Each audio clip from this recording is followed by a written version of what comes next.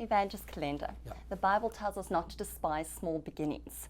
Now, you head up Christ for All Nations. You have seen millions of people come to Jesus, and you have preached to crowds of hundreds of thousands. Little people know that you actually started off at CFAN working in the warehouse. Yeah. Can you please take us on that journey from the warehouse to where you are now today? Yeah, well, it's an amazing journey, and it's a fascinating story.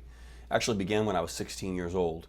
And I won't tell the whole story because it's too long, but the Lord spoke to me very clearly and told me that I was going to be working with Evangelist Bonnke. It was so clear, in fact, that I actually wrote him a letter telling him that, I said, the Lord told me I'm going to work with you. I don't know what that means, but I'll carry your bags, I'll polish your shoes, whatever it is. And it didn't come to pass the way that I thought it would.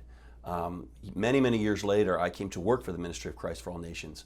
But I wasn't hired as a preacher or even as an assistant. I was hired to work in the warehouse. And if you look at a hierarchy chart of the ministry, you would see my position was the very lowest one.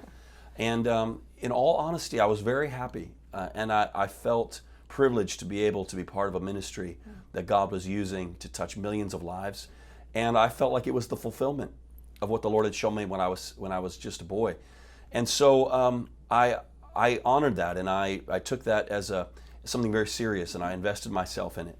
Little did I know, even though I felt sort of invisible there downstairs in the warehouse, the Lord saw me there. And the Lord rewards faithfulness. This is a principle in Scripture. Jesus said, "He who's faithful in little will be made ruler over much." And so one step at a time, the Lord began to promote me. And now today, as you know, I lead the ministry of Christ for All Nations. And I think it's a wonderful testimony how it happened, because I can look at anybody in the ministry and I can say, I know what it is to be in your shoes.